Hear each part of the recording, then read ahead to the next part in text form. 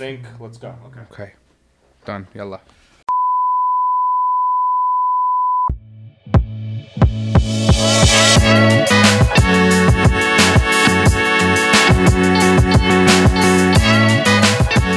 Hello, everyone. Welcome to another episode of HTML. I cannot wait to get started with a new friend I actually met over Instagram. It was kind of a funny story, but I can't wait to get started with you, Ruby Chehebar. But before we get into anything, Ruby, just tell, for whoever doesn't know about you, for anyone that wants to know more about you, why don't you just give us a little intro and as to what you do and what we're both trying to accomplish here. Thank you, Henry. It's a pleasure to be here, an honor to be here. For those who don't know me, my name is Ruby Chehebar. I'm a certified professional coach. I chose this area of work because the idea of helping people and leaving a positive mark on this world, it excites me. I have some core beliefs, some principles that I stand by, and I think they could help others when shared, and we're going to discuss a few of those tonight. One of them being that the mind, it holds the key to our success in life, to living an amazing life. I believe that our mind will make or break us. So today, there's a lot of, unfortunately, people struggle mentally because of, debilitating thoughts, limiting beliefs, and it's important to label those things. And I'm sure you know more about that than I do. You're a therapist. We'll get to the difference between our two marks, and it's really it. I mean, another one, it states on my site to own your truth. I want to elaborate on that a little bit. So own your truth basically means when we embrace our uniqueness, we unleash our greatness.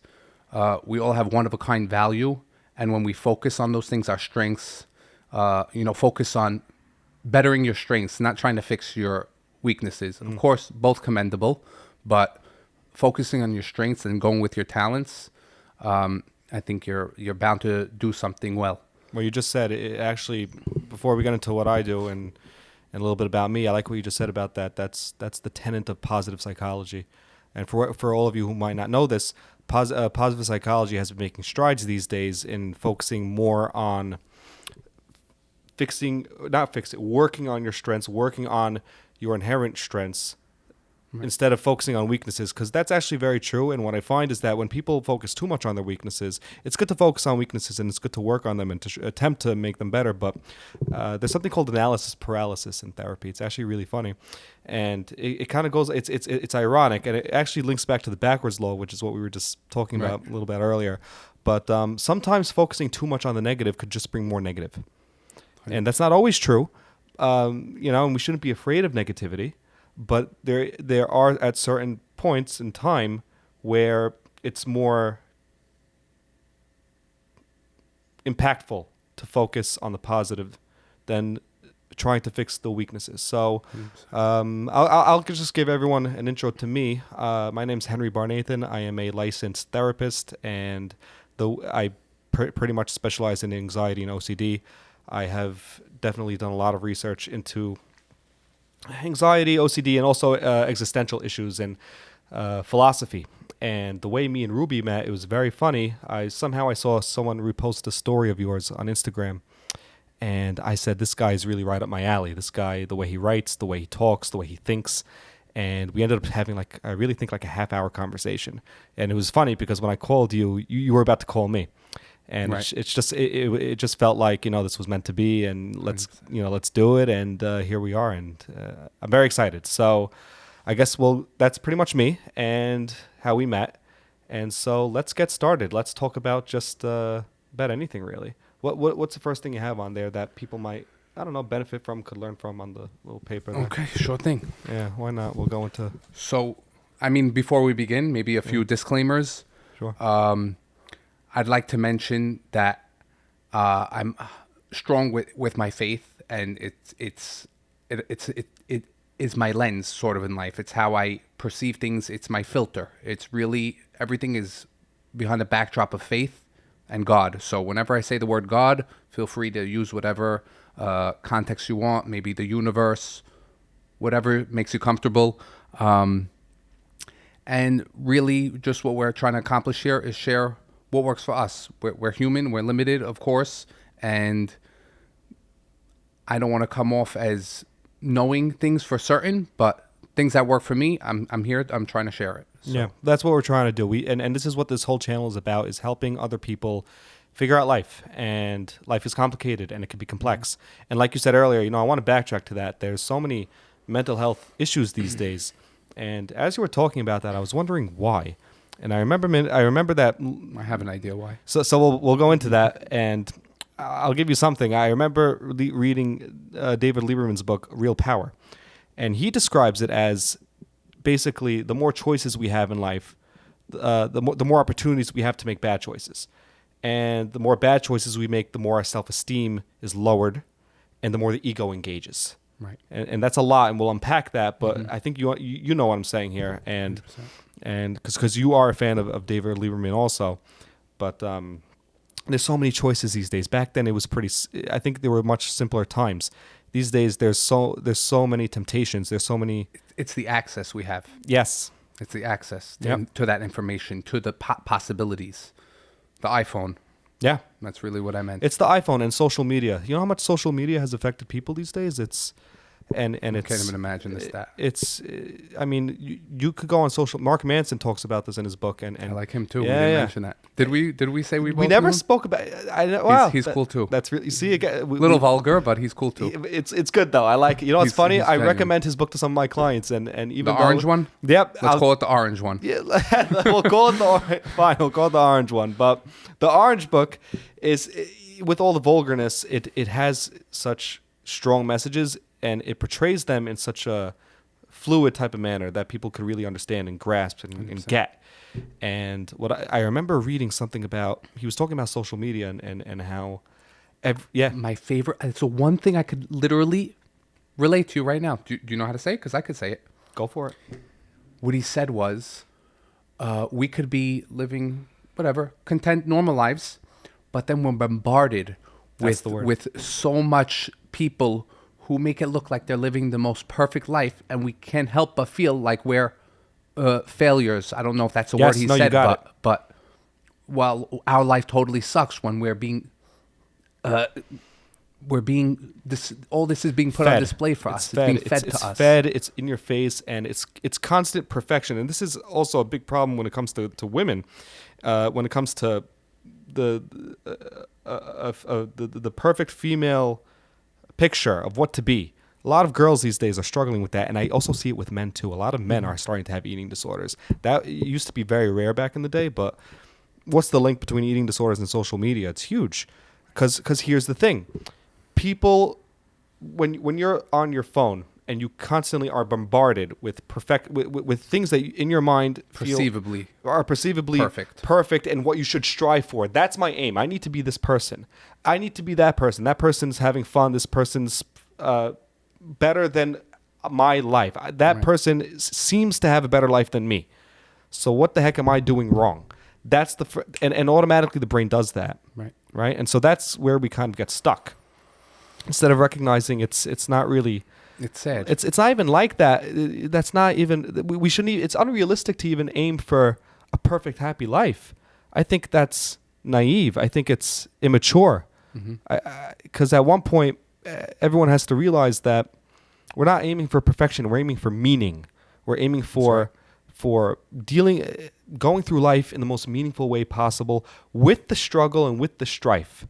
Because life has struggles, and you are going to be tested, and it's not really about denying that or trying to. Of course, you should try to make your life better, but it's not about constantly needing for life to be super happy all the time. Right. You know, what do you think? 100% well said. I said it's sad because at the end of the day, we just see what is being fed to us, but more money, more problems. It's a real. It applies everywhere. I mean, boy, say that again. I like that. More money, more problems. Tell me more about that. It's a principle also in my faith where it says "Marbe nachsim, marbe daga." More possessions, more worries. Like, let's say I'm sitting on a nice chair and I invite people over, but I a poster that I put some all nice things on it. Like, imagine someone would be so audacious as to use a chair for its use, but I don't want him to sit on the chair because it's an expensive chair. I got to maintain the chair. Just an example, a weak example, but No, it's fine. at the end of the day, one of the first quote I ever put on my Instagram bio is the best things in life are free. And I stand by that today. I think, the catalyst to me for realizing that is getting married, seeing what life is about, seeing, it was the first time I really saw that I'm living not for me.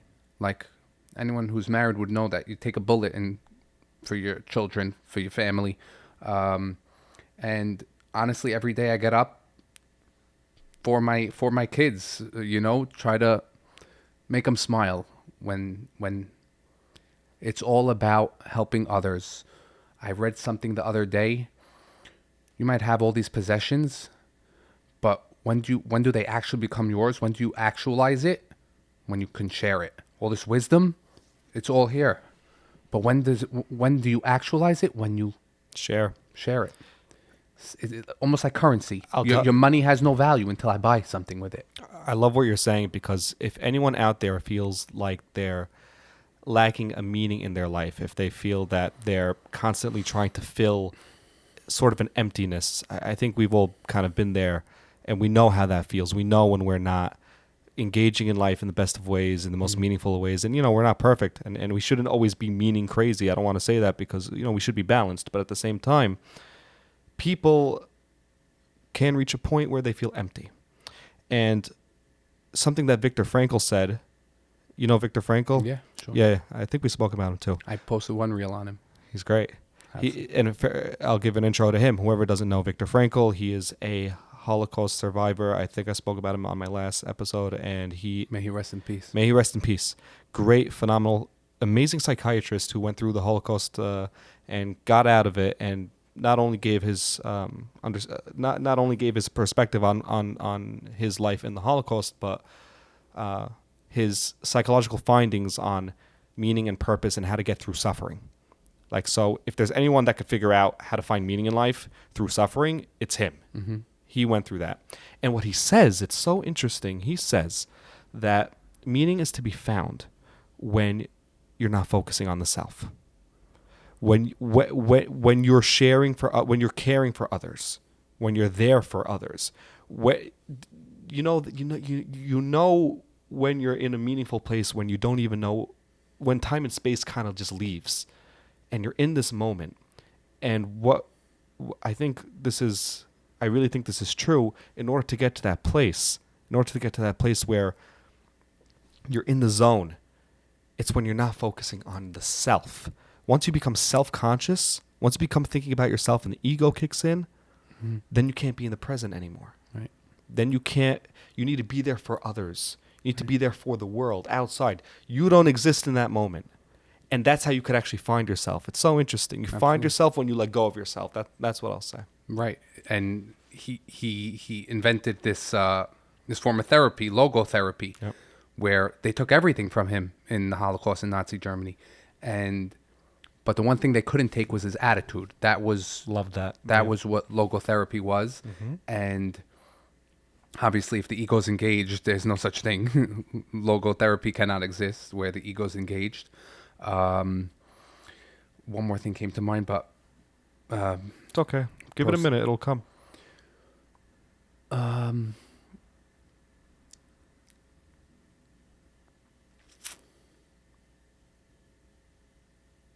Anything comes to mind, go ahead. Sure. It's fine. Don't worry. What I was thinking about, our main topic tonight was free will, and we kind of segued into that. I got it now. Oh, you got. See, that's what always ends up happening. It wasn't Frankl, it was Lieberman. I tried to put a thought on reserve. Yeah, that's what happened. Because when you said Lieberman, yes, you said something that related to his introduction. That is another sentence that sticks to me. He says our soul is rigged to revolt against negligence and indifference, meaning when we're not doing what we're supposed to be doing, our subconscious, it's going to tell us, yo, you're slacking. Yeah. you know it. Your heart knows things your mind can't explain, and that's how David Lieberman says it. So let's go more into that. I love that. And we'll go into willpower, I guess, after, because this is a great topic. I love that. And you're discussing basically the inner battle between, and this is, well, like, we say that it's Yetzer Tov, Yetzer Ra. Freud said it was the id versus the superego. There's always, Lieberman says it's a soul choice versus an ego choice. There is always this battle of choices. So it actually does go into willpower of making the right choices, and you could either choose. I think Lieberman says three things. You could either make there's three types of choices that you can make in life: a soul choice, which is your Yetzer Tov, he describes it as. Yes. An ego choice, which is what makes you look good. That's not the Yetzer Ra? Yeah, it is Yetzer Ra. Okay. And so let me try to rephrase it again. So a soul choice is what he defines as what is good. Is good. Got it. An ego choice is what looks good. And you know the last one? The body. Body choice is what? He actually said something else. What? I think he said the body wants to break free from that rift. Really? Yeah. Because I remember he said it does what... You probably got it. I'm probably thinking of something else. Maybe a different source. They're at conflict, and the body just wants to be free from it. Interesting. Yeah, but the third one, do you got it? He says the body just wants to do what feels good. And he says that good. when you wake up in the morning, all three go into battle. And it's up to us to make the right choices. And he talks a lot about responsibility. And I think in this day and age, it's so important to understand that. And I think we wrote about it in this paper here, is that you're responsible to make the right choices in life. You're responsible to choose how you react to any situation in life. And that's a lot of responsibility, and people don't necessarily want to take that on. And so, fine, let's go back to this battle. We have a battle. We wake up in the morning. How can we deal with that? What are your thoughts on that? And I'll give mine, but I want to hear yours. How can we make better choices when it's tough, and how can we make more responsible choices in life? A soul choice. How can we make soul choices? How can we make soul choices? Yeah. Okay, so you mentioned waking up in the morning. Thank God, in the morning, I've been on a tear. It's always hard for me to get up, but once I'm up, I'm energized. It just takes 2 minutes, but that initial getting out of bed. So when I'm fighting that, sleep, snooze, I always say, all right, I have to admit, I may snooze once or twice. My snoozes are short. They're 5 minutes, and then it rings. And I say, if I take one more and be late, I might not. But I know how I'm going to feel if I miss where I want to go, what's in my plans, what's in my agenda. There's people there. It's always good to have people because they hold you accountable. You don't want to let others down. You have a group who meets together in the morning. We do our learning. We do our prayers. And I'm telling you, once you overcome, they say it takes 40 days to break a habit. Yeah. Once you pass those 40 days, that's it. You're renewed. Yeah. Excuse me. The question was. I'm going to summarize that because I think what you just said is awesome. So Okay. you just said a bunch of points, and let's try to break it down. So first thing is to, I guess, envision what's kind of the consequences, right, of making a poor choice. Put that in your mind, and people are probably going to try to push that aside, but I think you need to envision that. I think you need to have that. Fear is a good motivator. When you're afraid of what's going to happen in the future, that can help you. And it's not a bad thing to use. It's okay. You can have a little negative emotion. You can tell yourself, look, if I don't get up at this certain time, I'm going to let certain people down, and I don't want to let certain people down. Kick yourself with that. Another thing that you said after that, which I really liked, was, what do you say? There was people, holding you accountable. You don't want to let them down. It's a part of an established routine. It's just if you 40 days. Oh yeah. I like that. And for whoever's having difficulty making change, small and steady wins the race. You don't have to change right away. If you feel like you're making bad choices in whatever area it is in life, and we all do not beat yourself with a stick. Don't criticize yourself to death. Right. It's very easy to do that. We still need a critic. But what I've learned, this is from Peterson, compare yourself to who you were yesterday. Love that. Right? Love that. That's a good one. and it's smart because it doesn't take the critic away. It doesn't say that we don't, and that's what a lot of psychologists and life coaches are screwing up these days. By the way, they don't want some of it's somewhat a solution. It's a solution, and they don't want people to feel bad about themselves, and so they just try to lower the critic, but to the point where it's totally diminished. We don't want to get rid of the critic. We want to make a relationship with the critic. Right. If your house is falling, we need, and this is like, let's say you hire an inspector to check your house, right? You want to make sure the foundation's good and that nothing's cracking, and if there are cracks in the foundation, you're going to want to know about that. Now, let's say you're this person comes in, this inspector, and tells you, yeah, everything's fine, but really it's not. The whole house is going to crumble. Mm-hmm. We need the critic to help us pay attention to things that can crumble. So we want the critic. We don't want to get rid of it, but at the same time, we don't want it to beat us down to the point where we feel so negative about it. So have the critic, but have a conversation with the critic. Tell the critic, hey, I can't, let's say you want to get up earlier in the morning, an hour earlier. I can't do an hour earlier. Okay, fine. You can't do and you tell the critic, I can't do an hour earlier. Okay, fine. How can you do 30 minutes earlier? No, I can't. I know I can't. Be honest with the critic. Have a conversation with him. Okay, fine. Henry, maybe you could wake up 10 minutes earlier than usual. That I could do.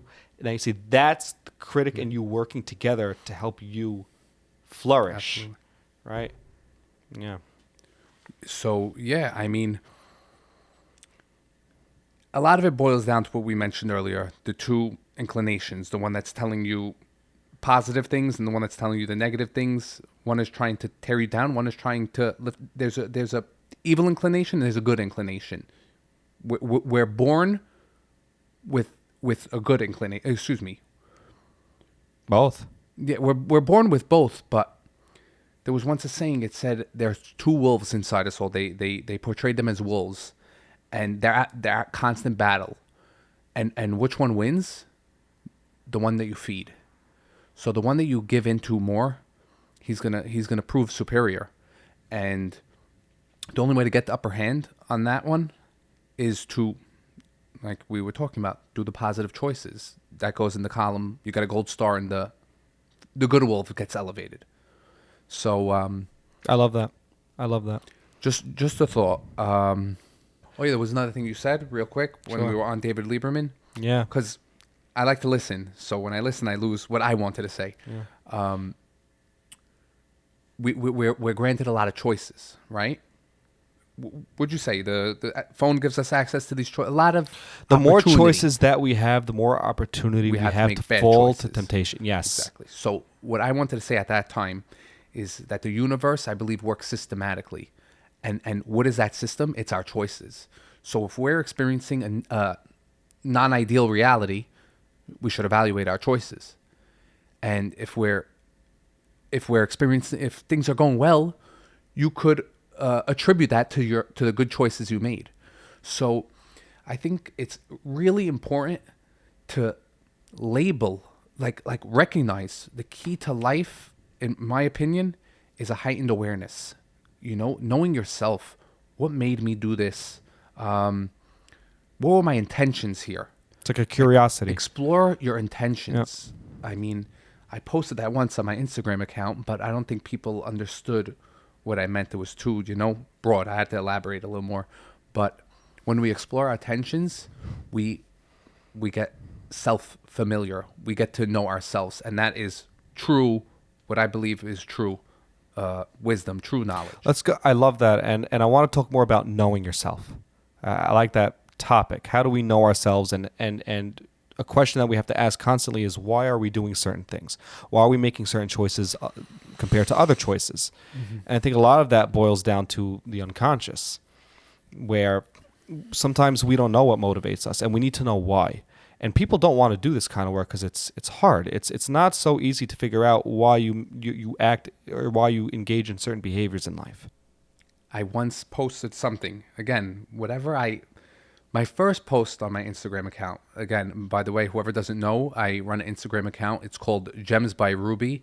And what it is, basically, you'll see that from my first reel, I have children, thank God, 2 boys, and I want them to know what I discovered So how are they going to have access to this? Obviously, I have it on more places than just my Instagram, but it's your calculations, the discoveries you made in life. Why does he have to find out for himself? If I could give it to him, don't make him go through the hardships. Don't make him have to I failed for some of those lessons. What I don't want him to. I mean, iron sharpens iron, for lack of a better analogy. Like he could learn himself from those things, but there are some that aren't quite necessary. Again, how do we get to know ourselves? So back to the Instagram, I posted one is how do we discover the truth? It applies to truth about yourself as well. When you scrutinize, when you boil a thing down to its lowest form, its most inferior form, through a backdrop of lowliness, bad, whatever is left over after that process, you could consider accurate. You know what I'm saying? Yeah, that's rigorous. It's rigorous. It's like it's a real. It's putting yourself under a microscope, and it's asking yourself the question: what are certain things about me that is real and is not, is helpful and is not, and is me and is not. And I actually have a great technique about. Oh wait, this was awesome. Carl Rogers has this technique. Carl Rogers is a famous psychotherapist. If you want, you could look him up. Mm-hmm. Genius and really smart. And let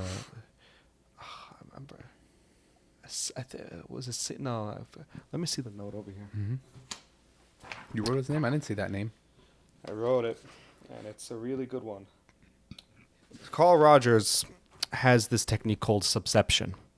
And basically, if you really want to know yourself and if you really want to become more authentic, and if you want to weed out kind of like inauthentic parts of yourself, the fake parts of yourself, because we all act fake to a certain degree, watch yourself and imagine there's a you and there's an observer. This kind of links to your awareness piece. Mm-hmm.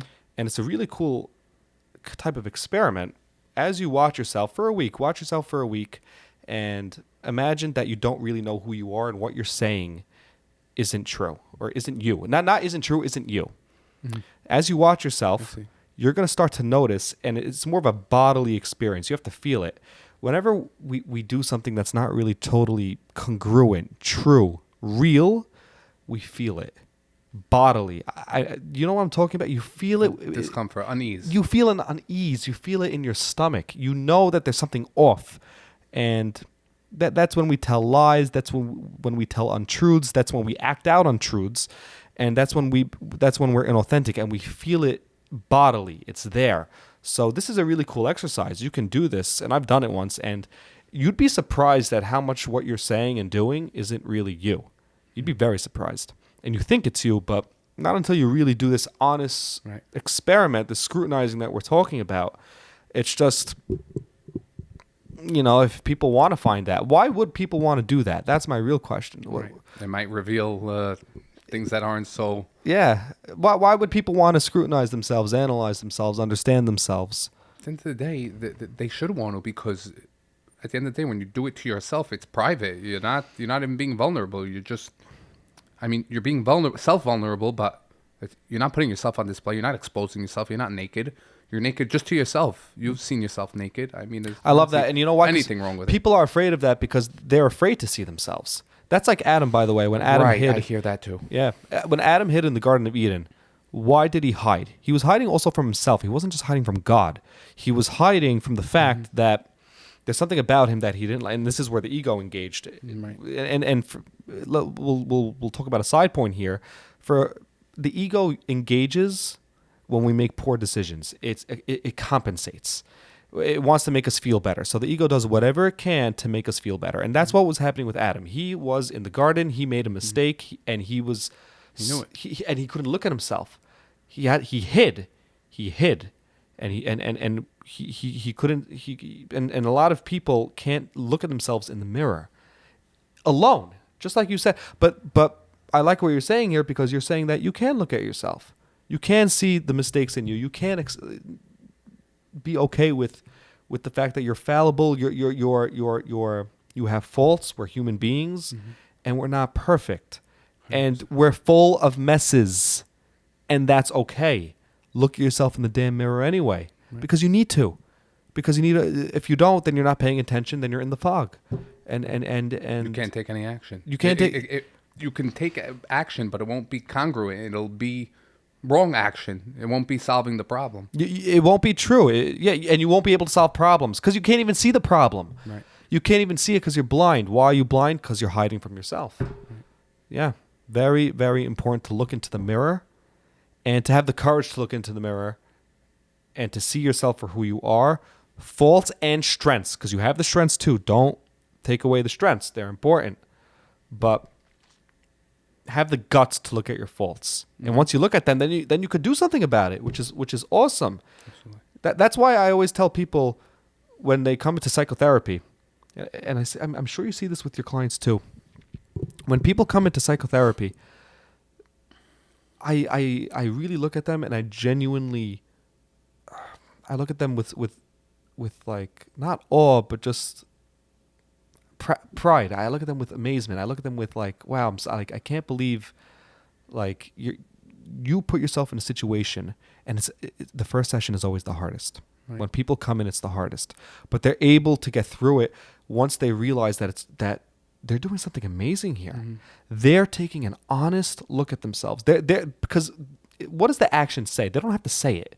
Them coming into the office says, I'm not totally, maybe they're not totally ready, but they're ready to the point of maybe to a fraction of a degree to explore themselves, right. to admit, to see, to look, to find flaws within themselves and to face that and to conquer that. So, yeah, really, really courageous. 100% major.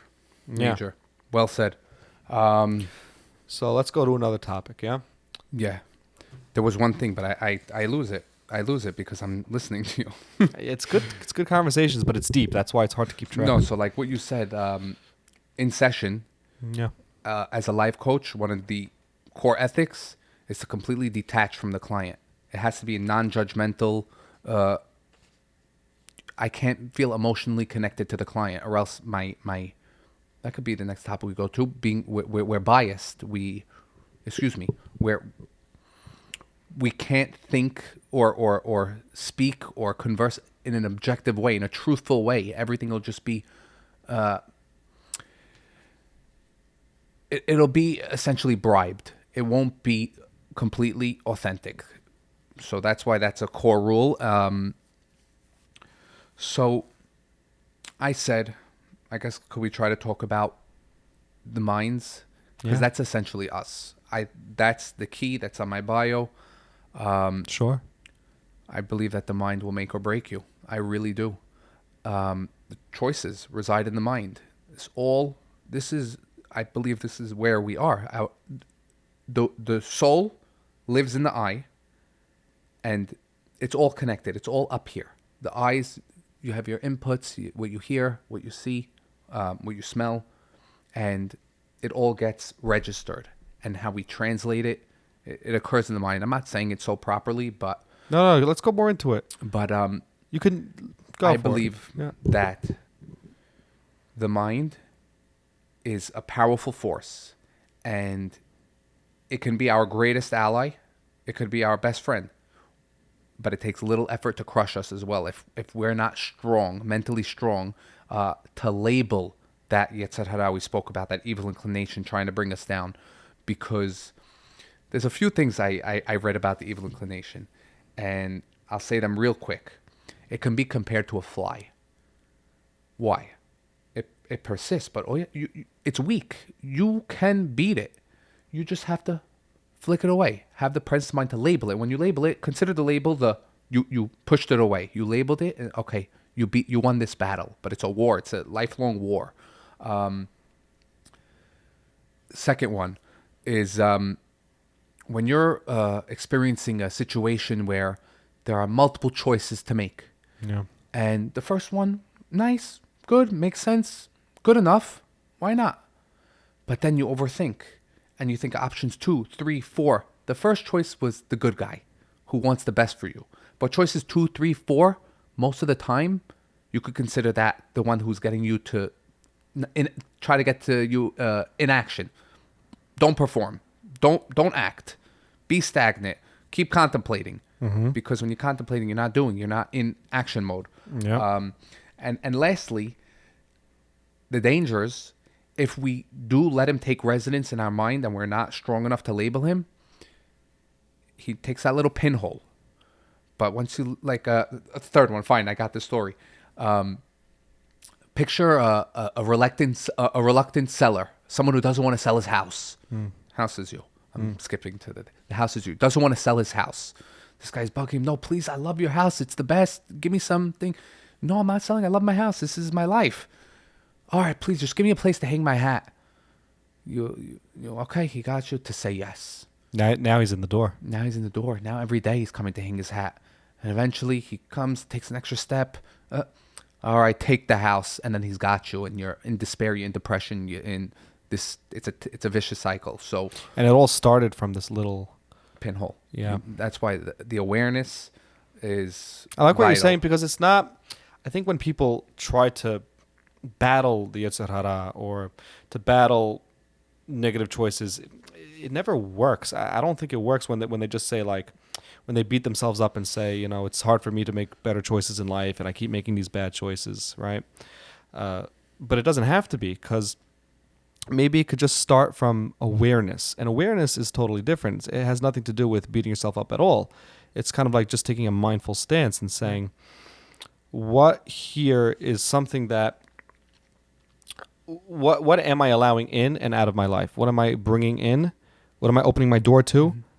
And what am I not making a barrier to?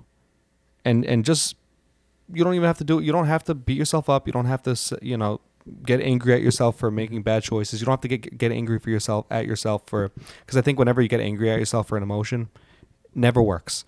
It never works to beat yourself up. It's just doesn't. And so just being aware and say, let me just take an accounting. Let me just see where I'm at and why and where it started. And if you kind of go back, you'll see how you got to your point in time, point in life. You'll see how you got there. So go back, try and figure out how you got to it. And this is for people who are, at such not such a good place in their lives. And they could do this accounting. And I've done it with clients. I've had clients come into my office where we would, where there's this one particular guy. He had a question. He didn't know how he got to a very bad place in life. Depressed, anxious, no friends, no job. He was beaten. And this kind of goes back to responsibility, which is really cool. Because, who's to say, what are we supposed to say? Are we supposed to say that, is this life and did you just get hit by chance or by God? Or is there something that you did to kind of contribute to this? And what I always find in Judaism and in existentialism is that we always, and this is rough, but we always end up taking not the blame, but responsibility. We take responsibility. We say, for whatever happened, there's something I could have done better, and maybe I could do better in the future. Why is that so important? Because it puts the free will back on us. If we just say that it's God doing this, or it's circumstance, or something out of our control, and sometimes there's something good about that. Sometimes it's actually relieving to some people, but it gives you become the victim. You're powerless. It's a victim paralyzation, and people do it all the time. But if you actually ask yourself, maybe make an assumption, maybe I actually maybe there was something I did that put me in this position. Go back, figure it out, and once you realize what it is, maybe you could alter it. But that also requires you looking at yourself in the mirror. You don't have to be too hard. And again, don't be too hard on yourself when you look at yourself in the mirror. It's a process. And I've done this with this client. So back to this client, he was, and you can't give details, but he was shocked to see it was effective. Not even effective. He was shocked to see how much of a role he played in the situation that he was in. It was in the fact that he had no job, had no friend. He thought that life was just pushing him aside, and there were circumstances. But he realized that there's always a choice and a reaction that you could have, which Frankel always talks about. You always have a choice with how you react to a damn situation. Always. I don't care what it is. I don't care. And if you say that you don't, then you're abdicating responsibility. This client is one piece of evidence to what we're saying. So, yeah, of course. I'm sure there's many more. Yeah. What do you think? Yeah. Yeah, I mean, I want to stay deep. We're granted life on this earth, right? Why not make the most of it? And what do I mean by that? Um, it's cliche a little bit, but time. We're granted. We don't know when our last day is going to be. The few authors I told you, Robin Sharma, he talks about being in touch with your mortality. One day you're going to die. So who cares what anyone thinks? Who cares what? All that matters is that God respects you. That's really all that matters.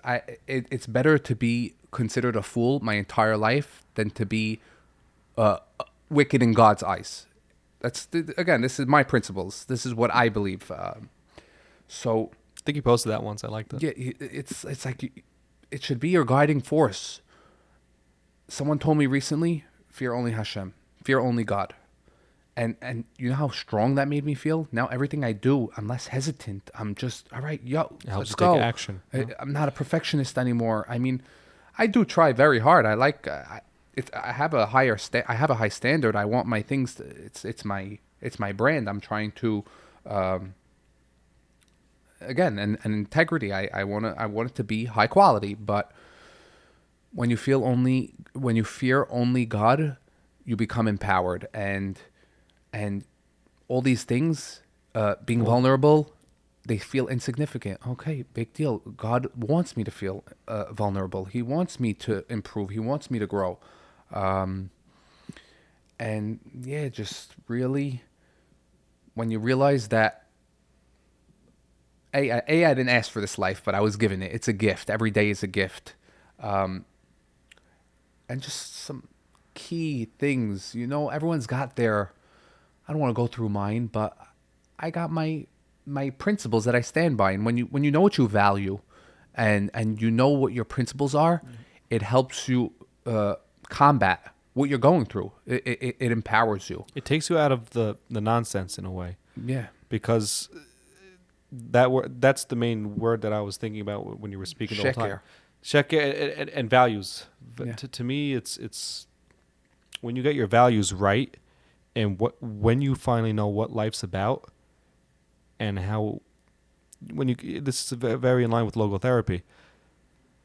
It is. When you have your values straight and you know what you're serving, and that could be different for whoever, fine, but whatever you are serving, and if you know that it's good that you're serving it, then it kind of takes out all of the nonsense. When you know what you care for is Absolutely the best thing to care for, or you can't care about that's an alignment. You see an alignment when you're experiencing dissonance. There's a disconnect that your values it's misaligned with what you're trying to do. Do you know what I'm saying? Am I saying it right? Yeah. No, you got it. When you're feeling dissonance, cognitive dissonance, something, I don't feel like I'm doing something right. It means your actions are misaligned with your values. Yes, for sure. That's usually the number one indicator. Yep. If something's wrong, I'm not doing what I should be. In other words. Yeah, you made a choice that goes against what you value, and through your actions. Amen. And once you kind of make those choices, you're in that spot. The question is, how do we get back? And then that's where repentance comes in. That's where my favorite concept in all of Judaism. Yeah, it really is. Can we talk about that? Yeah, I like it. It's why do I love it? Because I feel like a repentant, someone who was. I used to label myself as a DJ. I was just trying to take from life, desires, follow my what I wanted. It was all about me. Yeah. But then you grow up eventually. I personally had an experience that got me in touch with God.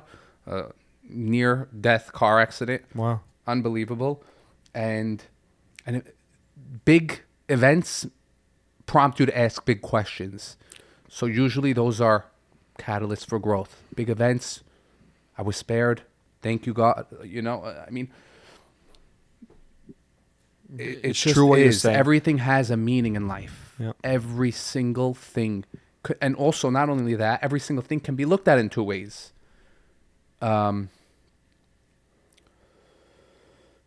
Yeah, man. And like you said, life is hard. You were mentioning life is hard. I hate to what's what I'm looking for? Discourage our listeners. But whenever life is hard for me, I don't think this is really all that's it. I think there's an eternal life. My body ceases to exist. This is my belief. But I think my soul lives on. So I posted recently, the more we eat crap and suffer on this world, I consider it, and take it with joy, for lack of a better word. Take it. Don't reject it. Don't not allow. Don't fight it. And I believe it. So basically, I said I believe the more crap we eat in this world that we don't deserve to, we shouldn't have to. I don't deserve this. Take it like a man. It happened.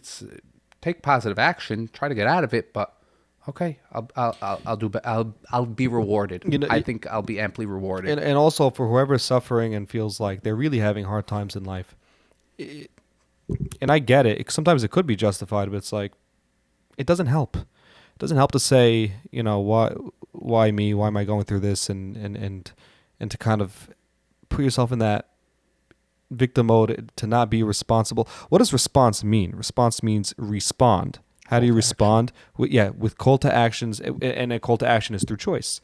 And the only way that we have choices in life is if we say that we're responsible in making those choices in the first place, right? That this is on us. Mm-hmm. Sometimes you might not ask to be hit by catastrophic events in life. No one asked that. No one asked for that. But when it does, it's on you to deal with that.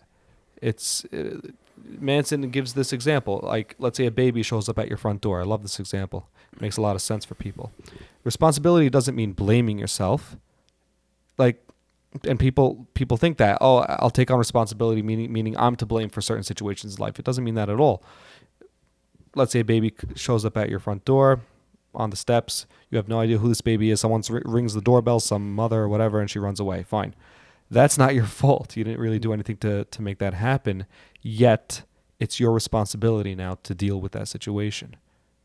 Right? And we could take that template for people that feel that they need to change, or not to change, for people that feel like they've been hit by life.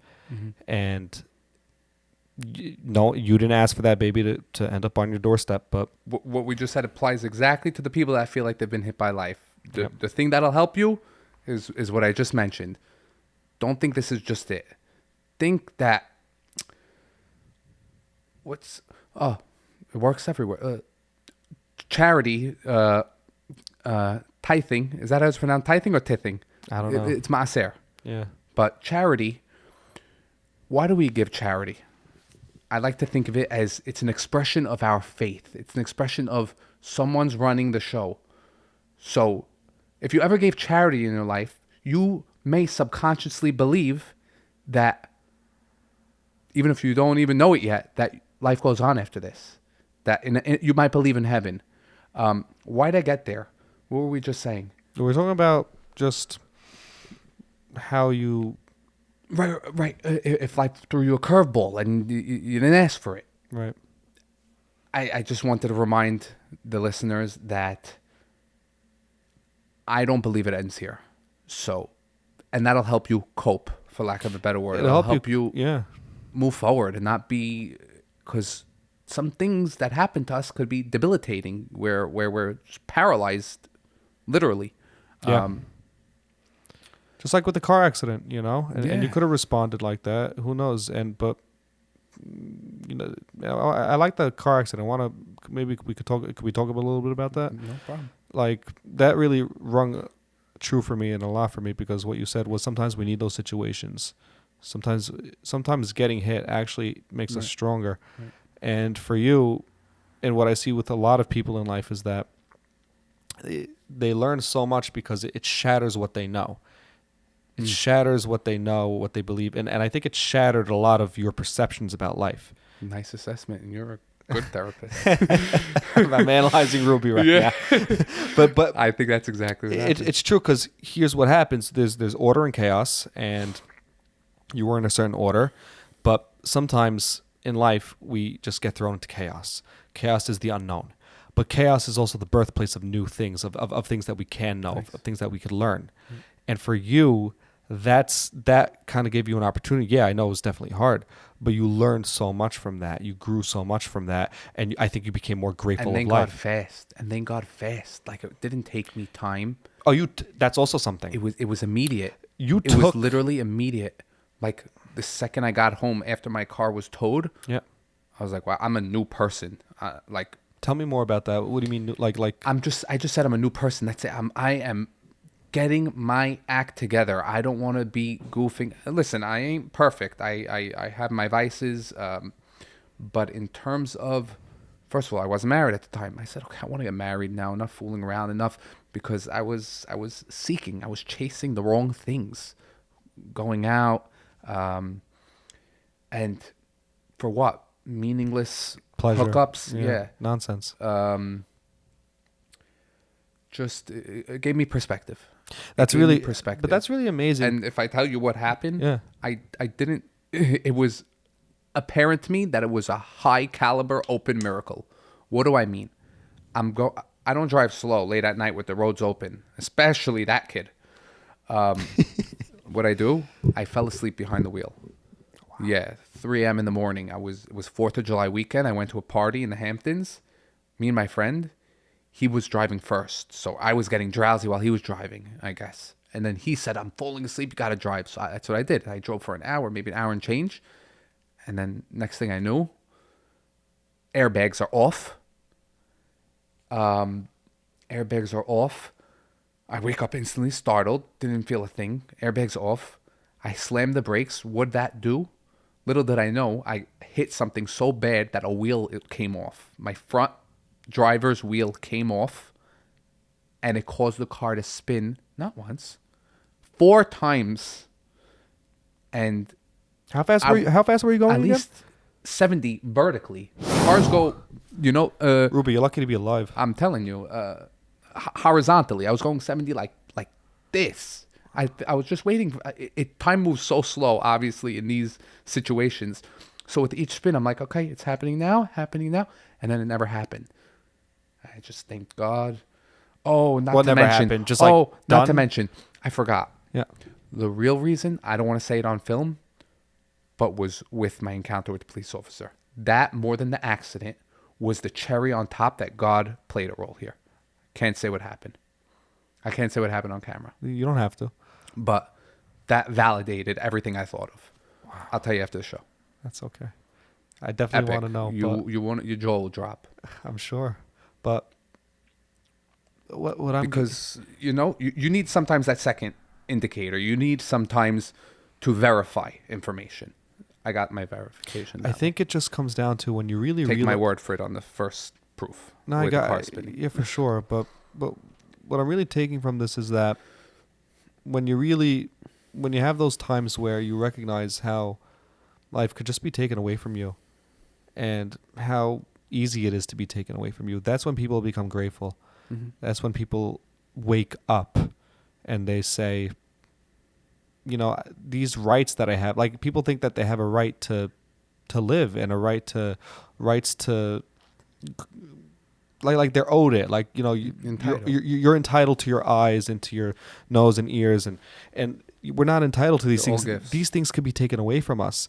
And when you recognize, hey, this could be taken away from me, like just like that, Yep. It makes you really appreciate life. And it makes me think about appreciating life too. And it's not easy to appreciate life because we all get stuck in our pursuits of goals, I feel. Right. And here's my theory. You wrote something on our sheet. I'll bring it up. Sorry. Yeah. No, it's coming. It's I good. want you to say it. No, I'm glad because it's coming to me, but it's good because it's coming naturally. It's just something I noticed that I don't think people want to appreciate life sometimes. Because here's my theory, and I've seen this with some clients. People are afraid that if they appreciate life, they're not going to go for their goals as much. They're not going to have that drive as much.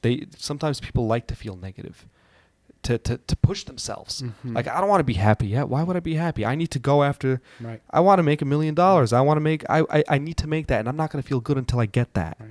And if I feel good, if I just say, hey, I Makes sense. like, let me take this hippie lifestyle, and I appreciate life and everything. It's like, Complacency. It brings about complacency. they're afraid that they're gonna be complacent, and and to answer that, this is something really cool that I found in positive psych, and I think you probably see this in your own life, and I could tell, I could tell this worked for you. People think that, and again, I said this on I saw this somewhere else, but basically, people think that people used to think that all the planets revolved around the Earth, right? This is by Sean Aker. This is by a guy named Sean Aker. He's really smart in terms of positive psychology, and I've seen this in one of his videos. And he described how people used to think that everything revolved around the Earth, but then one day we've all recognized that no, everything revolves around the sun. Let's take it over to the mind when it comes to, more specifically when it comes to happiness and success. People used to think that,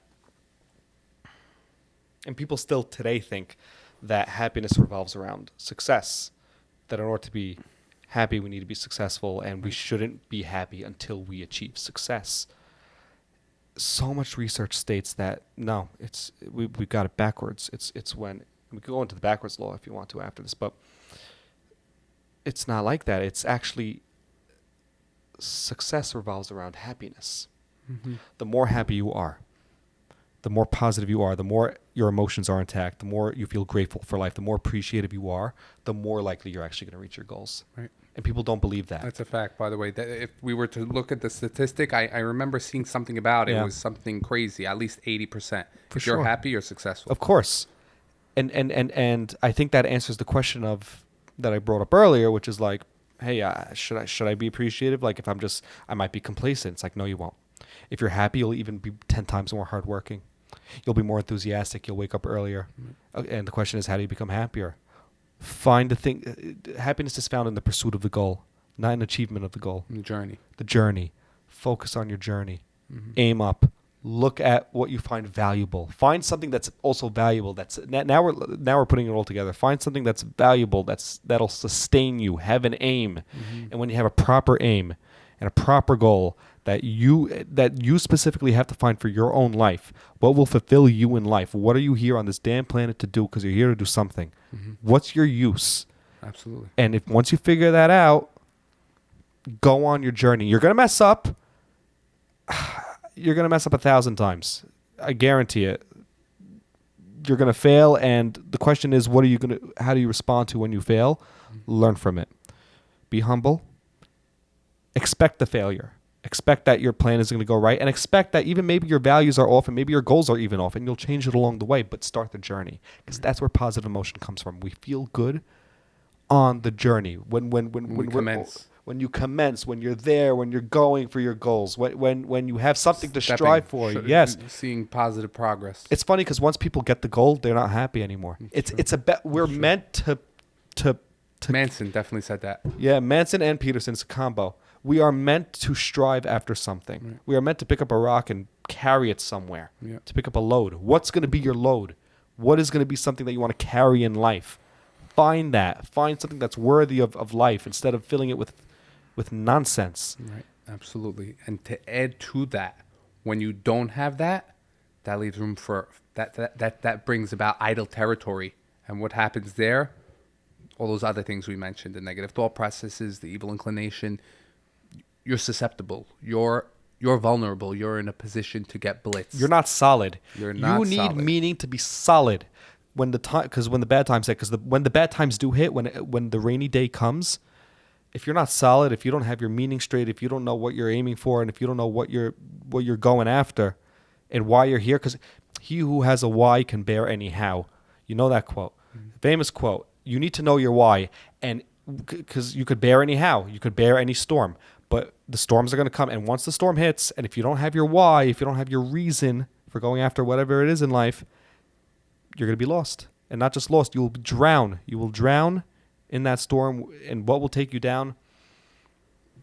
temptations, anything that'll fill Anything that can will. anything that can fill that void of where meaning is supposed to be will be filled. No doubt. No yeah, doubt. Yeah. And similarly to the quote you just shared, on my site, literally on the homepage, says, when you know your why, I didn't make this one up. I heard this one, but it's one of my favorites. When you know your why, you'll know your way. That's your vision. Yep. Your vision, it's the map. So I think we spoke a lot about that. You said you wanted to get into backwards law and maybe law of attraction, mix them. Sure. I want to end off on vision a little bit. And okay, go ahead. Sorry. If no, that's okay. Because I think we're on to something really good here, and I think Tell people me, are my going to like this. It's just the importance of putting together a vision cannot be understated, but I think a lot of people struggle with putting that vision together. They're not really sure where to start. They're not really sure how to articulate it, and I think this is for people to take home. Make it measurable. Make it measurable. Coaching 101. Yeah, you have to. Why don't you talk about that? Yeah. So how do you know you made positive progress? Yeah. When you can measure it. If it's something immeasurable, You don't know. you just simply don't know. You don't know your progress. You don't know where you're going, up, down, left, right. It Set doesn't. measurable goals. Yeah. We spoke accountability. People that can measure your progress. Yeah. Having a support group. People you don't want to let down. All these things play roles. I mean, I'm all over the place, left and right, but definitely measurable. Measurable key. Goals. Write You down. know you're progressing. Yeah. Write down. Okay. Let's say you weigh a certain amount and you want to lose some weight. Great. Say by the end of the month I want to lose 10 pounds, and I'm going to go to the gym. I'm going to do these exercises. How many minutes? 30 minutes a day. Mm-hmm. And if that's not good, again, talk with your critic. Let's say the critic says, I want you to do an hour a day. No, critic, it's too hard for me. Let me do 20 minutes and start small. Mm-hmm. And remember, we even said it's really coming back full circle. We said earlier, start small and every day, incremental. 100%. Yeah. 100%. Yeah. Aim high. I don't want to sound like Hillary Clinton, but aim high, but start low. Start low. Aim high with a good vision. Start low. Yeah. And when you said make it measurable, the best way to do that, write it down. Yeah. I'm a firm believer in writing, journaling, whatever, any form of writing. Writing turns the invisible, what you can't articulate, what you don't have access to on the spot, it makes it visible. It makes it concrete. It makes it concrete. It's not in your brain. It's not just because our thoughts are all over the place. But kidding me, I couldn't even I couldn't even stay with certain thoughts. Yeah. I hope I provide you with some good stuff. But no, we have good stuff here. Okay, so you want to talk about the backwards law? I think that's a great. Amongst many things, we just came with so many topics. I can't believe. I like it. It's okay because it's fine, even if it's over the hour. I think I'm gonna edit it and we'll fine. We'll put because it's worth it because we're really doing good stuff here. Good. Maybe we'll even do more episodes. We'll figure it out. Yeah. Inshallah. Okay, cool. So let's go into the backwards law. Love that. Great. For all of you who do not know this, do you want to explain it or should I? You. Okay, so for all of you who don't really understand what the backwards law is, the backwards law basically states, and this doesn't apply to everything in life, but it applies to some things in life, and it goes something like this: the more that you try to achieve something, the less less likely to achieve it. Or let me say that better: the more that you try to aim for something, the less likely you'll get it. Mm-hmm.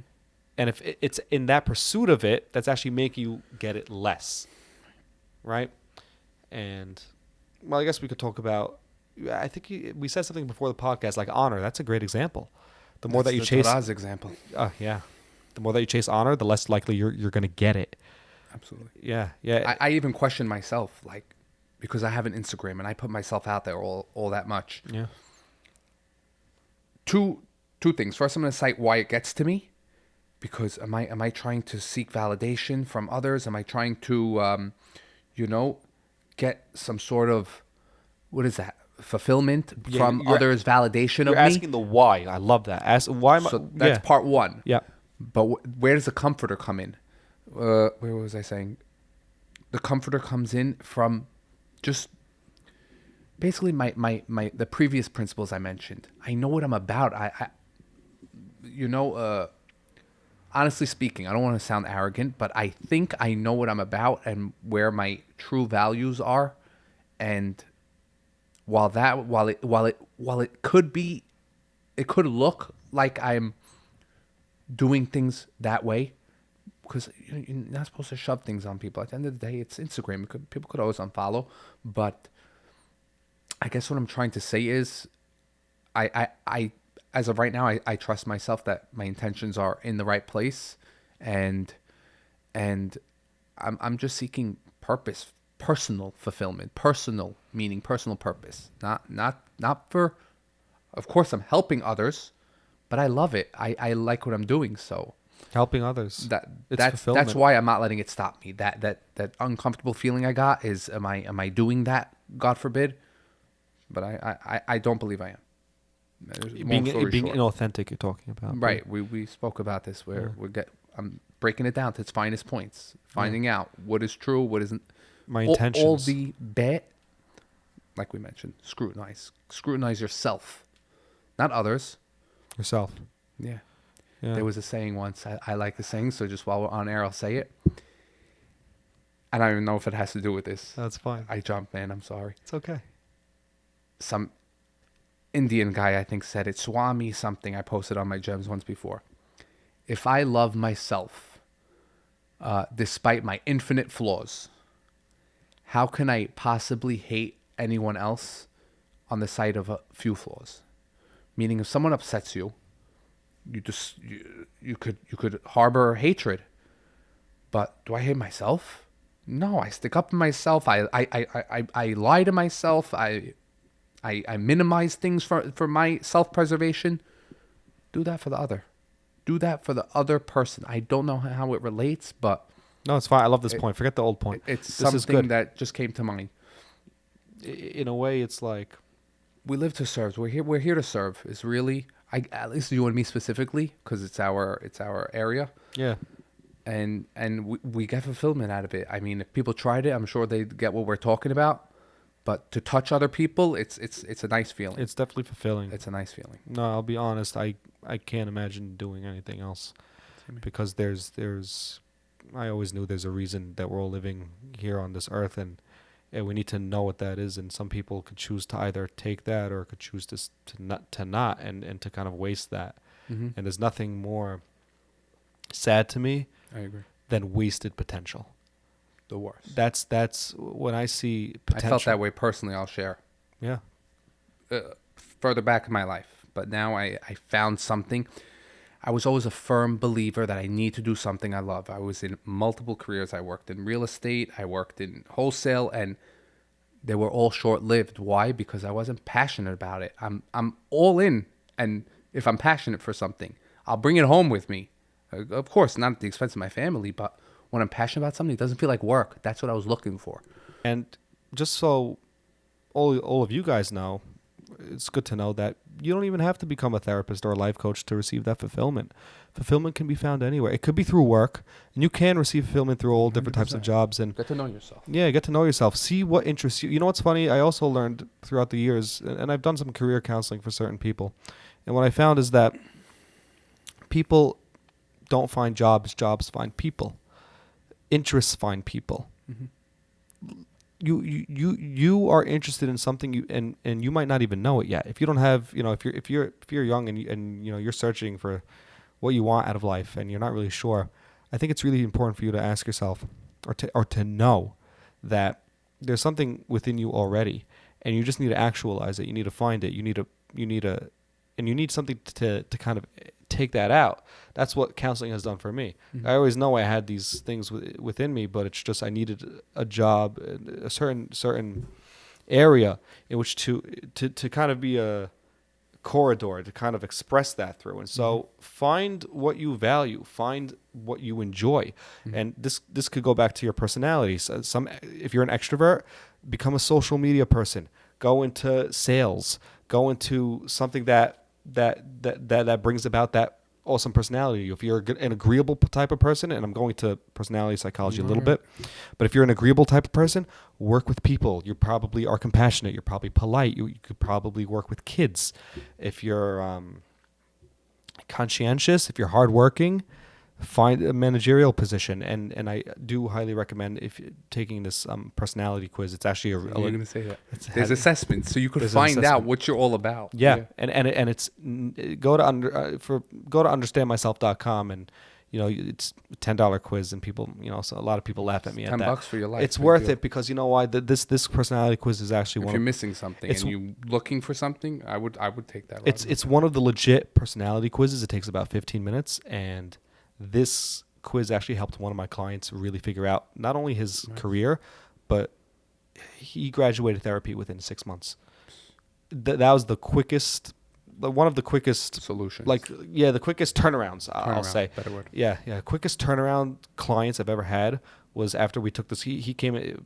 Funny story. He came into this. I'll say it quick. He came into my office, and he said, "Henry, I don't even know," and of course I'm not going to give identifiers, but he said, "Henry, I don't know what's wrong with me. I have no idea." And I said, "Well, I have no idea either."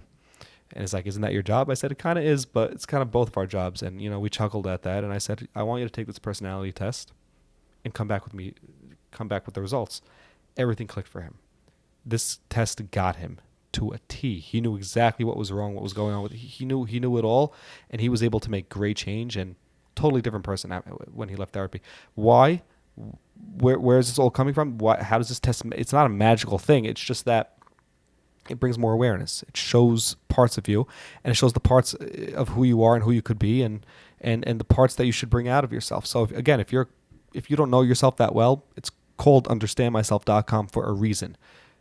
So that can help you understand yourself and help you understand your future self. Really good tool. Yeah. 100%. Going back to the first thing we mentioned, strengths and weaknesses, this could also help. Yeah, it brings out the strengths. Exactly. Brings out the strengths. Yeah.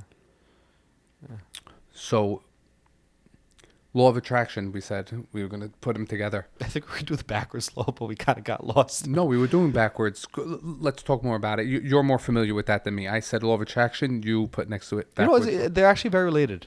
It's actually the same thing. It is, right? Sort of. It's the same thing in inverse. Inversed. Yeah. Flipped. They actually, double flipped. Yeah, maybe. Right? Yeah, it is double flipped. It kind of is. But how can we best explain it? Let's start law of attraction. So what is law of attraction? So law of attraction, you want to state it? I feel like you know about that. I think I could put it in one sentence. The law of attraction states we will manifest our obsessions. Yes. Okay, so backwards law. Actually, backwards law says the exact opposite. So, is it the exact opposite? It's the opposite, which is why I think it's a great... So I think I get what it is. So correct me if I'm wrong. Manifest our obsessions if it's a need. Where you do it. I'll try to give something, and maybe maybe this is accurate. They are different. Who knows? No, it's because I think it all comes down to two things could be true, but and still opposite. By the way, and I think that's where this comes in. It's like, so let's first define our terms for people who are kind of confused about that. So, law of attraction states again that. And this is getting so popular these days. Manifest. Right? Like, if you think certain thoughts, if you think about yourself, let's say someone has a goal of, making $1 million. Act as if you already are a millionaire. Right. Have those thoughts that, I have the money or whatever it is, and just make that as a part of your everything. And then it'll just come to you. It's about vibration. It says that, if you're on that wavelength of being already up there in your mind, if you're already on that frequency, it's like a radio. If you're already on the frequency of like imagining that you're already successful, it will attract to you. Kind of like what we talked about with the happiness, and the revolving, that success revolves around happiness. Same kind of thing. The success will magnetize to you. Well said. Right. So backwards law basically says that, it's kind of funny, that the more that you actually try to go for something, the less you'll actually get it. So it does kind of contrast with the law of attraction. It does. But I think the one main difference, I think they're both true depending on context. And one major distinction that you can make between them is force. If you're forcing the manifestation, it doesn't work. Right. That's where the backwards law. I think that's what the backwards law really shines. That's the difference. You nailed it. If you force it, if you force something that isn't forcible, it will not work. If you're forcing yourself to find love, for example, that's a great one. People do that all the time. They force it. If it's unnatural, if you're forcing to make friends, let's say in school, if you're forcing, It's the perfect example. when it comes to naturalness, when it comes to natural things, and you're forcing yourself, it will never come to fruition. But so I don't think they actually contrast at all, because law of attraction isn't about force. It's about attracting, where this Naturally. is about chasing. Yeah. Say that again. Say that one more time. The law of attraction is attracting. Backwards law is chasing. Summarized perfectly. That's what it is. When you chase certain things in life, of course, if you chase them, it can probably bring success. But there are other things in life that, especially with the more natural things, if you chase, the less likely you'll get it. Mm-hmm. Right? And I think manifesting could help.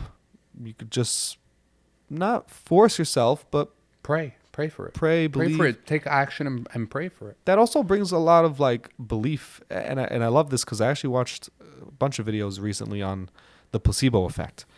The placebo effect and harnessing the placebo effect. Do you know what I'm talking about with the placebo effect? It sounds familiar. I'll tell you a little bit about it. It's basically the placebo effect goes like this. If you're let's say I give you a bracelet and I tell you this bracelet will help you with your presentation. It's guaranteed to help you with this presentation. And, you go up on stage, you did amazing, and you say, wow, this bracelet really worked. And I'll tell you, no, that bracelet isn't actually magical or something. Or let's say I give you a pill. This is the real one. Let's say I give you a pill, a sugar pill, and I tell you it's actually medicine. All of a sudden you feel better. It actually works. It's astounding. And this goes back to the power of the mind. Do you understand that placebo effects? I love that one. Actually work. And the power of the mind, like you could actually heal, like studies have been done on this. You can actually, thousands of studies, you could actually, legit studies, you can actually be healed by convincing yourself that you're taking medicine. If you believe that is real medicine. That's unbelievable. And Henry, I love that one. Yeah. And the flip side also, if you feel that you're sick. Oh yeah, you'll be sick. You'll be sick.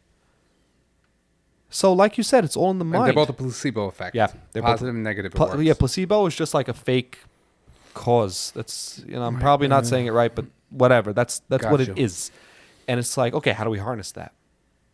How can we use the placebo effect in our lives? Manifestation. It's a perceived cause. Perceived. That's the key word. Perceived cause. Yeah, it's a perceived perception. Catalyst. Yeah. Perceived. And for people who don't know, you guys don't understand how malleable your brain is. Your perceptions are so.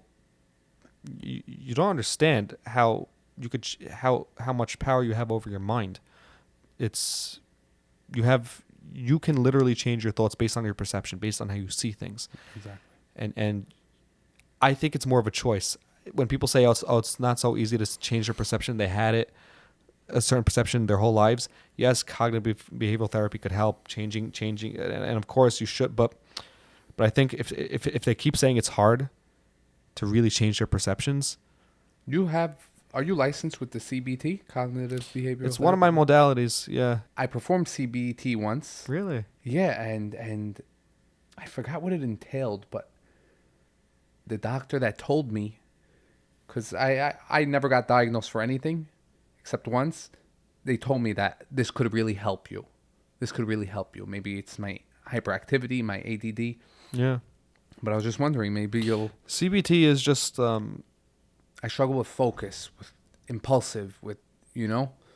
And maybe an OCD. I'm very meticulous. I get that. You would probably score high. I'm going to analyze you again. You would probably score high in extroversion. I like being analyzed. You like it? Because I could take what I want to take and use it. And not take whatever I disagree with, I could. Yeah. I like that as a side point. Make what you don't know your friend. That's what you're doing. Right. What you don't know is your friend. It's not your enemy. It's not something to be afraid of. Maybe, sometimes what you don't know could be scary and it could bite you, but it could also help you. That's right. Right? The unknown. What were we talking about? We got a little off track. The two law of attraction, backwards laws, and we got to... Yeah. We got to good stuff. Maybe we could just leave it there. Yeah. We're good on those topics.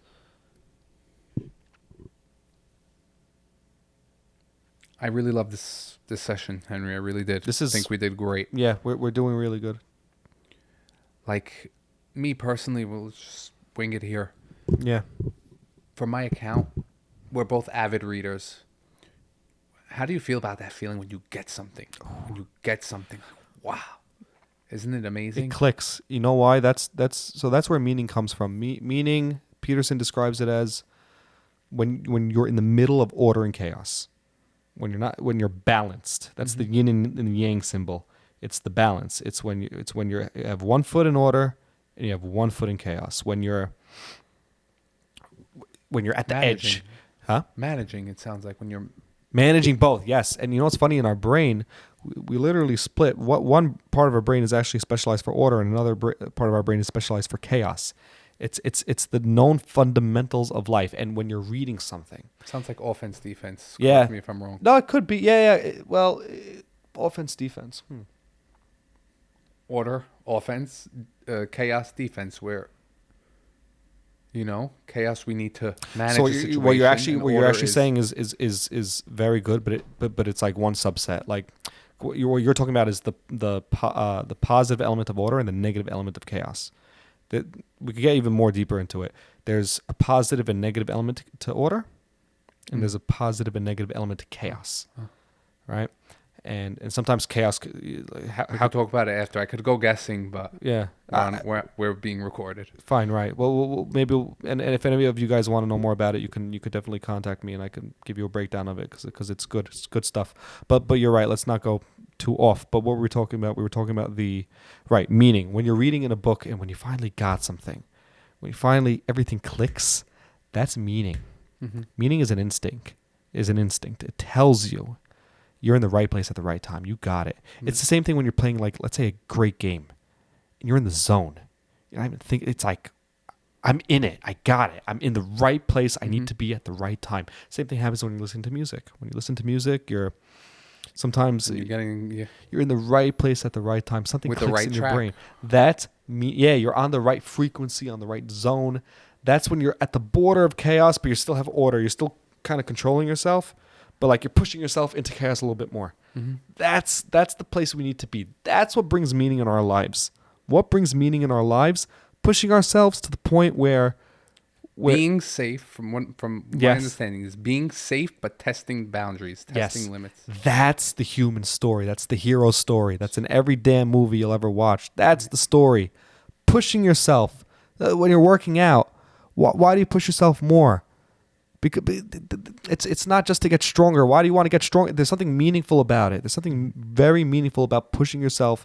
Because you know why? We as humans are limited. We're limited. We have...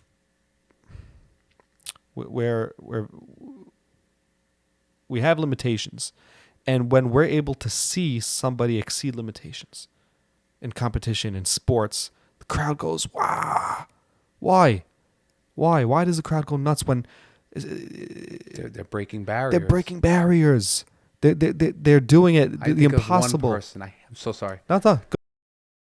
Steph Curry. That's what I think of when I think of that. If you think about it, it's a ball shaped about the size as the rim, being shot from 30, 40 feet out. We're talking Curry range. How? He could hit 50 of those in a row. It's on film. It just defies what's believable. You just can't believe it. But you see the response you're getting right now? That response, it's like unbelievable. Wow, I can't even believe it. It goes against reality. Like, that's what inspires us. Right. And that's what will inspire you. Right. So, I see where you got, how you got there. When we find something and we feel like it's almost like the 10, 40 footers in a row. It's almost like the 10, 40 footers in a row. When you got that pearl, that meaning.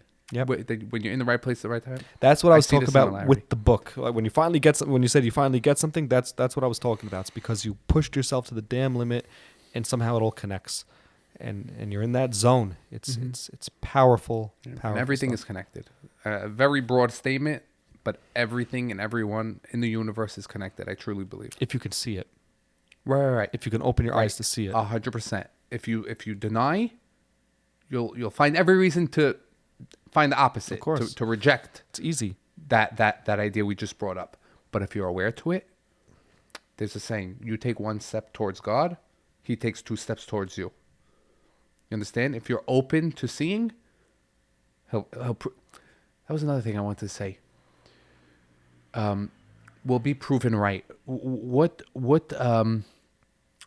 with the law of attraction. Why did I write it with the law of attraction? How I translated it is when it said, we'll manifest our obsessions. So if we're obsessing over whatever, maybe positive or negative, we're going to interpret everything around us in that same way. So what does that mean? Everything is going to be getting us closer to this law. We're going to attract the good or bad, and we're going to be right, even if it kills us. So you have to have an accurate perception of reality. Always be trying your best. Is that related to the zombie story you wrote? Is that zombie? Yeah, it's a great story. It's Lieberman. You know it? You ever see it? You ever read, I didn't read the one you mentioned, Real Power. You ever read How Free Will Works? I want to get it, but I have an extra one for you. Thank you. So the zombie one. The man woke up one day convinced he's a zombie, right?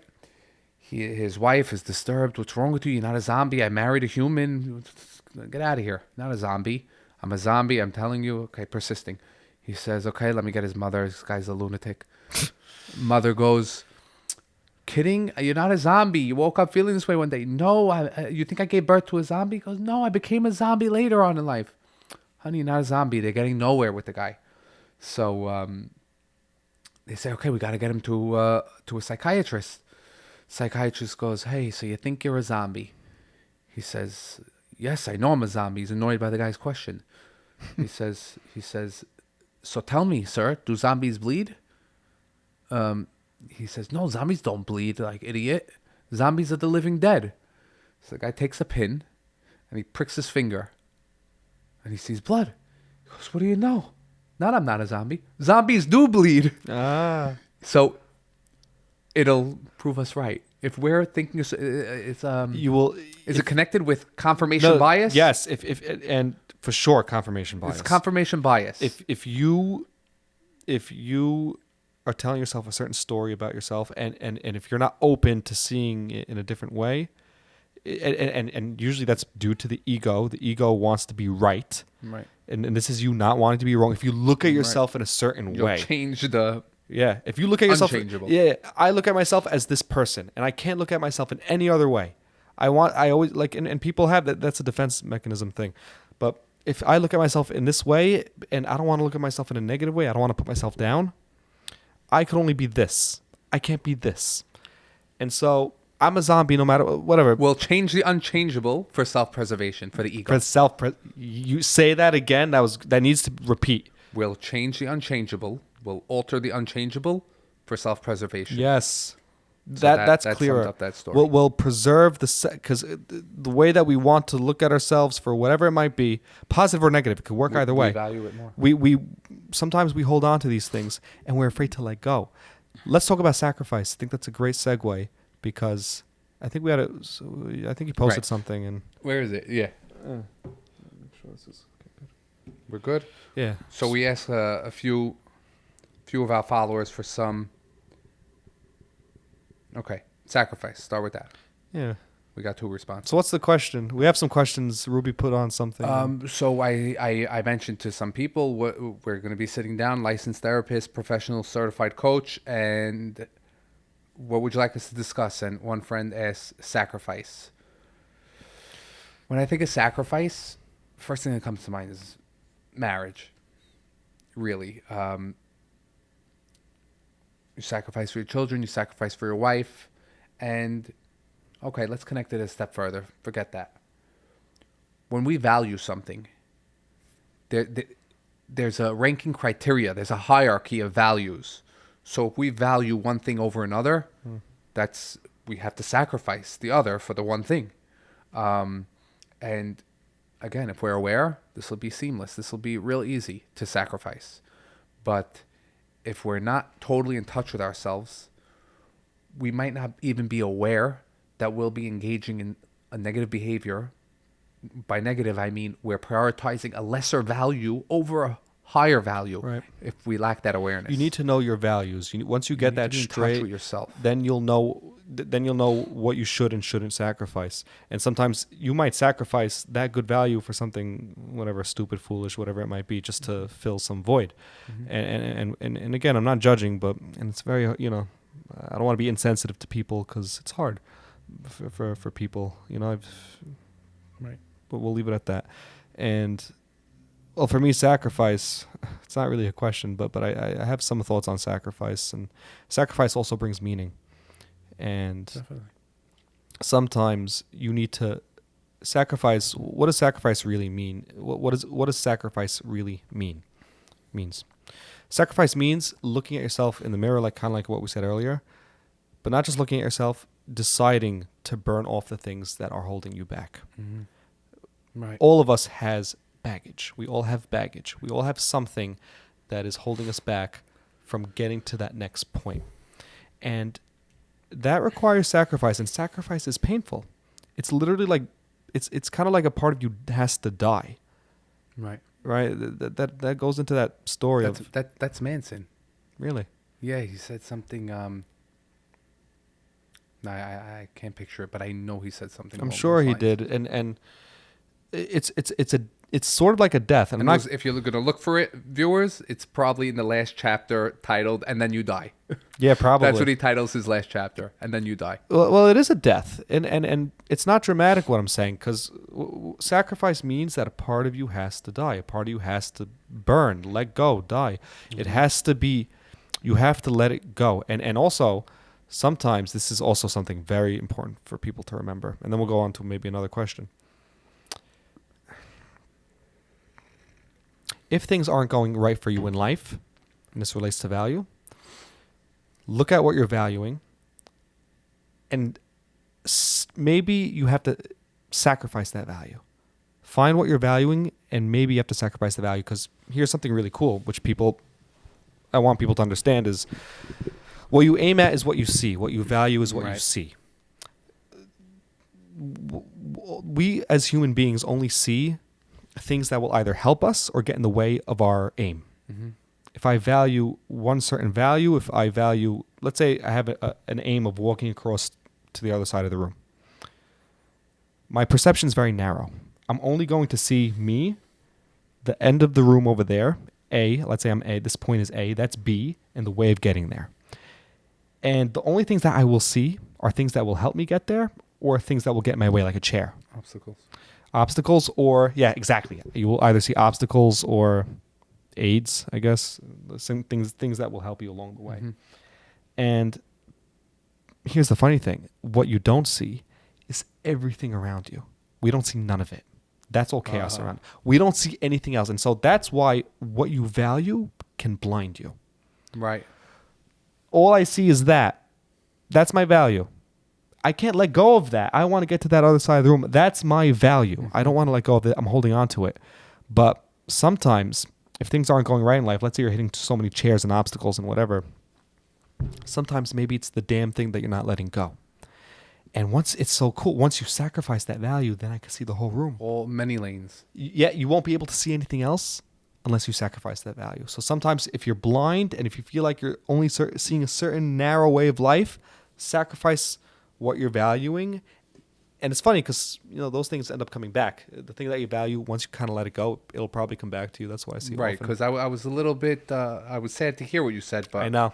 I hope it wasn't a core value, like it was a secondary value, something. No, because core values are usually in control. I mean, you could usually attain them, but I'm talking about it could be negative values, and not even that. Like let's say someone has a bad friend, and let's say this friend is really bringing them down, but they don't want to let go of this friend, because they've been together for a long time. But like, let's say this friend is really not good for them. And we're not going to get too into detail. What does it mean for someone to not be a good friend? Whatever it might be. Okay. But let's say it'll be better for you and him if your friendship wasn't together anymore. Okay. Maybe he'll look at himself more and say, I need to work on myself. And you need to, and maybe, you'll actually get rid of, be able to keep a boundary between this, between a bad influence and yourself.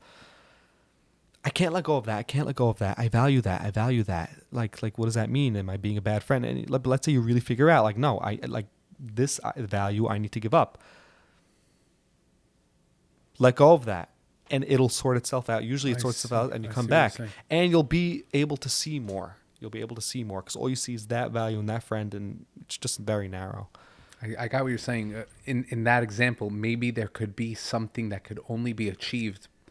I mean, you said it. You did say it by letting go. By letting go, and then you could fix it. It could become and resolved, and they come back together. And the more that you hold on to it, the more that it can't fix. It can't. It won't. It won't. Sometimes the attainment of a good value is through the letting go of such a value.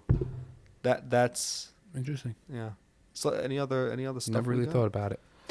On questions, I'm saying from. Oh yeah. Yeah. Let's get spontaneous. Why not? What's the best way to get rid of anxious thoughts? Ooh. Oh, this one came in early. Yeah. That's a good one. We practiced it, and I think it was a good answer. I remember that one. Yeah. So, you have something else? Should I go? Whatever you want. I don't mind either one. So what I said was to get rid of anxious thoughts. First thing to do is label them for what they are, anxious thoughts. Remember that there's a guy, that subconscious guy that's trying to get you to fumble, to fall. And when you do that, you minimize it. Okay, let's say you can't completely eliminate it, but you minimize it, and then it leaves room. When you make room, something else could come in positive. So step one, you labeled it. Just what I'm thinking off the bat, what I thought when we read that question. You label it. What's the word? Something could. Yeah, you got something? No, you're good. Fill it in with. So let's say you labeled it. Labeled it as half the job. So now it's 50% of room. And then you said notice like that he wants to bring you down, right? That's the second step. Recognize that he wants to bring you down. Yeah. And that means you created space for something else. So if we were given an example, I'm anxious about my test tomorrow. Okay, let me see if I can break this down. First of all, worry, anxiety about a test ain't going to help you with the test at all. Good, it's not useful. Opposite. Right. You can't take any positive action. So now, don't be anxious. Oh, this is my bad guy telling me to worry. So now, he's trying to stop me. Oh, so here. Now what can I do? Recognize, when you label it, you recognize he's going to stop me from getting that review sheet from my friend who has it. Boom. You already did something positive. So when you label the anxious thought, you can take positive action. That was just something that came to me. I'll add something, and what you're saying has a lot, honestly, because I did say originally that anxiety is one of my major specialties, and I've studied anxiety for a long time. And what you're saying has a lot to do with what I've studied. Not a lot to do. It parallels a lot of what I learned. Mm-hmm. So the question, how do you get rid of anxious thoughts? I think the question should be rephrased because we're not trying to get rid of anxiety, because the worst thing that you can do is get rid of anxiety or attempt to get rid of anxiety, because what normally happens is that you actually bring it on 10 times more. Perfect example is a mosquito bite. You get bit by a mosquito. Imagine that's anxiety.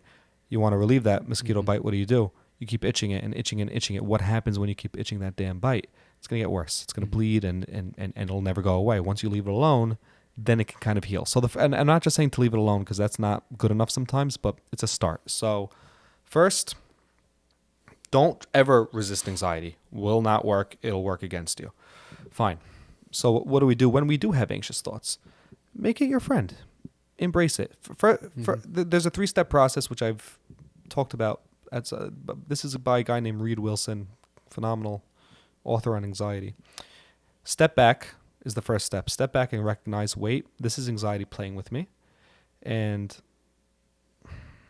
step back really entails asking yourself, is this anxiety a useful or useless anxiety? And that's, can it help me take action? The only point of anxiety is to help you take action. Right. And if anxiety is holding you back from taking action, that means it's useless.